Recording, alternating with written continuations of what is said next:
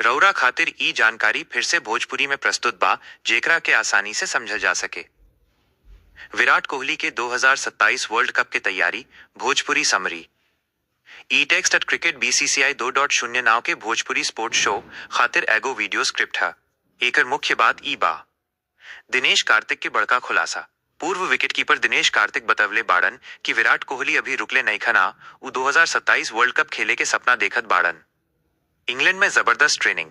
कार्तिक के हिसाब से कोहली फिलहाल इंग्लैंड में बाड़ना, अपन फिटनेस पर खूब मेहनत करत बाड़न।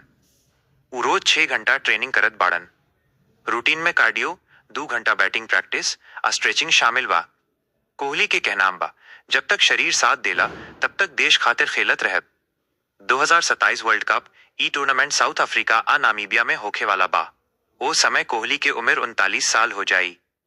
जनता से सवाल। शो में फैन से पूछल गईल बा कि का ऊ चाहत बाड़न की विराट 2027 में ब्लू जर्सी में दिखें, आ का ऊ टीम इंडिया के ट्रॉफी दिलाई पाई हैं। फैन से वोट करे के कहल गईल बा।